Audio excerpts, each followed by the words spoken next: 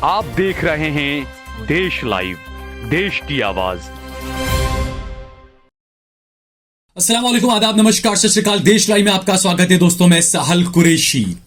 दोस्तों, आपको पता है, अगर आपके बच्चे को एमबीबीएस करना है 1 करोड़ रुपया देना पड़ेगा।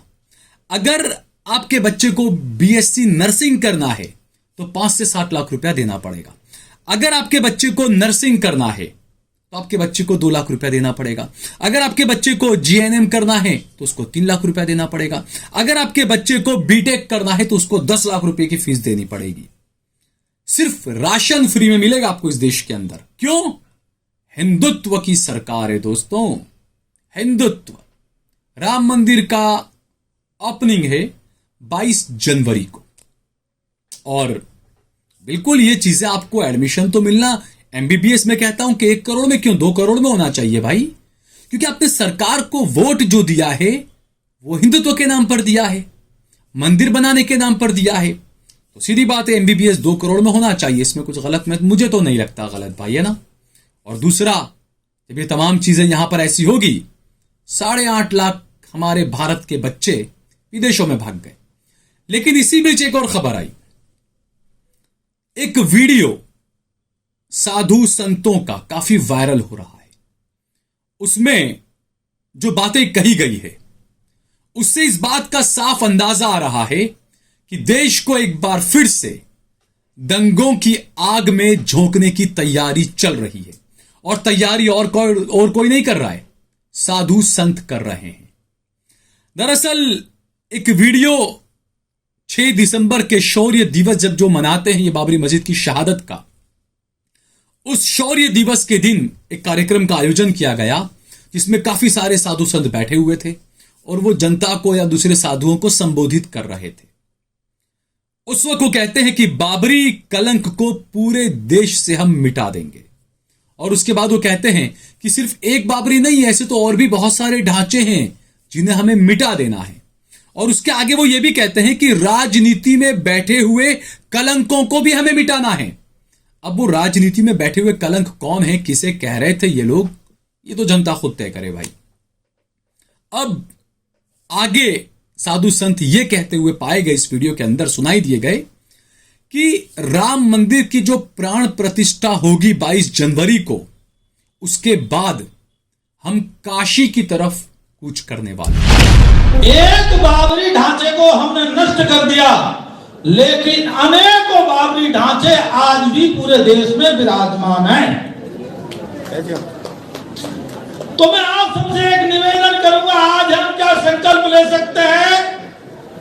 ये जो बाबरी नाम के कलंक इस देश में विद्यमान है, हम एक एक कलंक को समाप्त करेंगे। वास्तव में शौर्य दिवस को मनाने का औचित्य तभी है। जब तक इस देश में एक भी बाबरी कलंक रहेगा तब तक हम दम नहीं लेंगे, हम सांस नहीं लेंगे। कि अगर पूरे विश्व के सनातन पर लगे हुए बाबा रूपी कलंकों को मिटाना है तो ये राजनीति में बैठे हुए कलंकों को भी हमें बहुत जल्दी मिटाना होगा। एक एक राजनीति के कलंक को भी मिटाना होगा, क्योंकि राजनीति के कलंक से ही सब शुरू होता है। एक कलंक को हमने मिटाया था 6 दिसंबर 1992 को, लेकिन अभी वो कई चिन्ह बाकी हैं और उनको मिटाना। प्रतिष्ठा के बाद जब अयोध्या में प्राण प्रतिष्ठा होगी और उस प्राण प्रतिष्ठा के बाद हमारा अगला कदम, हमारा अगला मूवमेंट मथुरा होगा।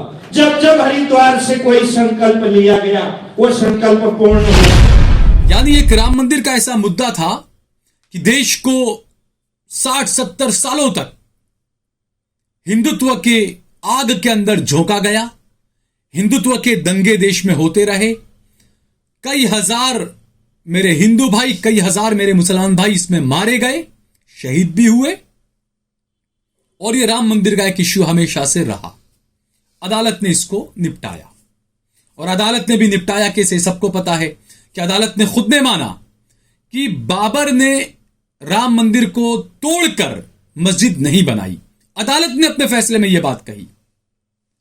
उसके बाद कोर्ट ने खुद ने यह भी कहा कि बाबरी मस्जिद के अंदर रात में घुसकर जो मूर्तियां रख दी गई वो गलत था, नहीं रखा जाना चाहिए था, यह भी माना। कोर्ट ने यह भी माना कि बाबरी मस्जिद को शहीद किया गया, डिमोलिश किया गया और यह आपराधिक कार्य था। ये उसके बावजूद भी इन तमाम मामलों में किसी को सजा नहीं हुई। दोस्तों, हैरानी की बात है ना। कानून और आस्था के नाम पर फैसला कर दिया गया।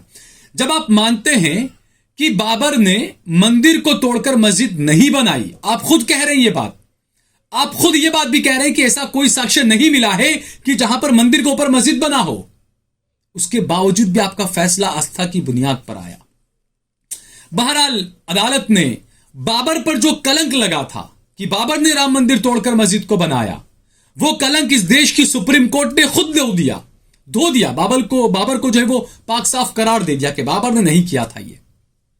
अब जब बाबर ने ये नहीं किया था, ये अदालत मान चुका, इस देश का सुप्रीम कोर्ट मान चुका है, सर्वोच्च अदालत ये मान चुका है।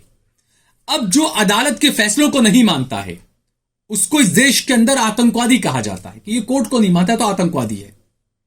तो ये जो बाबा लोग यहां पर बैठकर जो बोल रहे हैं कि बाबर के तमाम कलंकों को हम मिटा देंगे, बाबरी के कलंक को हम मिटाएंगे, किसकी बात करें? आप तो कंटेम्प्ट कोर्ट कर रहे हैं। आप कोर्ट कह रहा है कि नहीं बाबर ने नहीं किया था कुछ भी, और आप यहां पर कह रहे हैं बाबर ने किया था, बाबर ने ये सब किया है।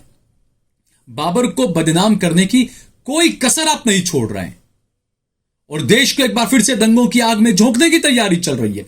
यानी एक राम मंदिर का मामला खत्म हुआ तो बीजेपी के पास में हिंदुत्व के लिए दूसरा कोई मुद्दा तो चाहिए ना।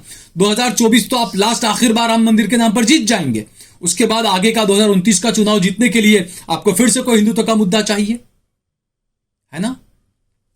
इन सब के बीच बाबरी मस्जिद और राम मंदिर, इसको लेकर हमारी इस खास रिपोर्ट को आप देखिए। कहते हैं अयोध्या में राम जन्मे, वहीं खेले कूदे, वहीं बड़े हुए, वनवास भेजे गए, लौट कर आए तो वहां राज भी किया। उनकी जिंदगी के हर पल को याद करने के लिए एक मंदिर बनाया गया। जहां खेले वहां गुलेला मंदिर है, जहां पढ़ाई की वहां वशिष्ठ मंदिर है, जहां बैठकर राज किया वहां पर भी मंदिर है, जहां खाना खाया वहां सीता रसोई है, जहां भरत रहे वहां पर भी मंदिर है, हनुमान मंदिर है, कोप भवन है, सुमित्रा मंदिर है, दशरथ भवन है, ऐसे बीसियों मंदिर है और इन सब की उम्र 400-500 साल है। यानी ये मंदिर तब बने जब हिंदुस्तान पर मुगल या मुसलमानों का राज रहा। अजीब है ना, कैसे बनने दिए होंगे मुसलमानों ने ये मंदिर।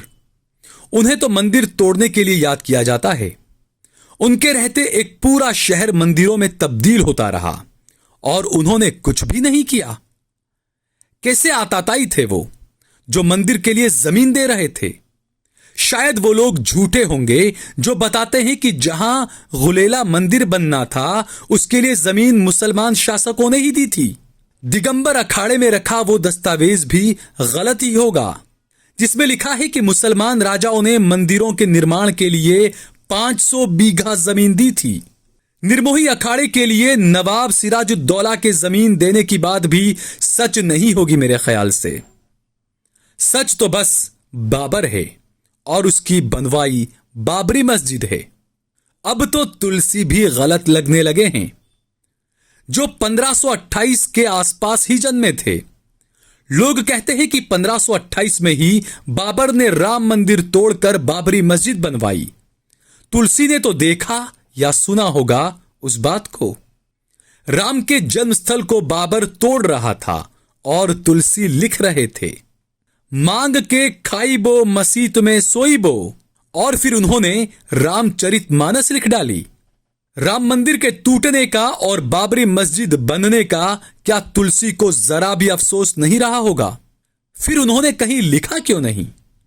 अयोध्या में सच और झूठ अपने मायने खो चुके हैं। मुसलमान 5 पीढ़ी से वहां फूलों की खेती कर रहे हैं। उनके फूल सब मंदिरों पर, उनमें बसे देवताओं पर और राम पर भी चढ़ते रहे हैं। मुसलमान वहां खड़ाऊ बनाने के पेशे में जाने कब से हैं। सन्यासी, ऋषि मुनि, राम भक्त मुसलमानों की बनाई खड़ाऊ पहने रहते हैं। सुंदर भवन मंदिर का सारा प्रबंध 4 दशकों तक एक मुसलमान के हाथों में रहा है। 1949 में इसकी कमान संभालने वाले मुन्नू मियां 23 दिसंबर 1992 तक इसके मैनेजर रहे।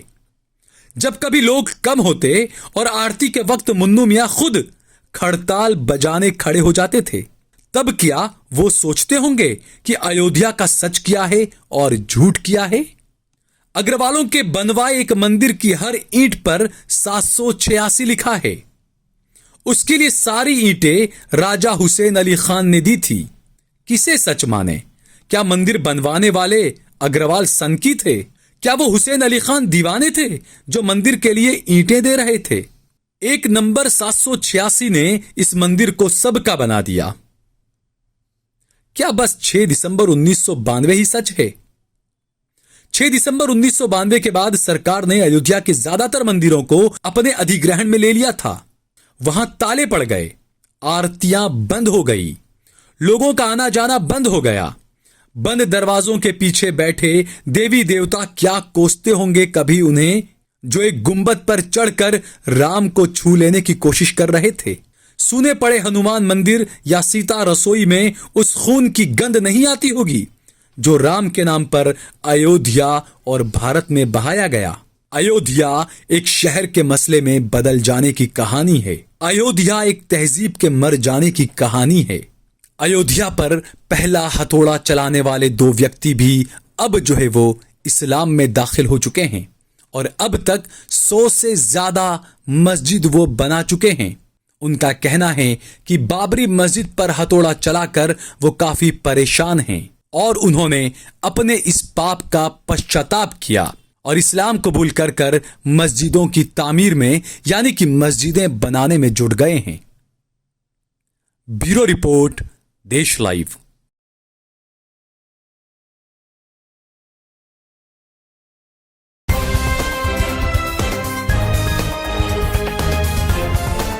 देश और दुनिया की तमाम छोटी और बड़ी खबरों के लिए हमारे चैनल को सब्सक्राइब करना न भूलें और बेल का बटन जरूर दबाएं।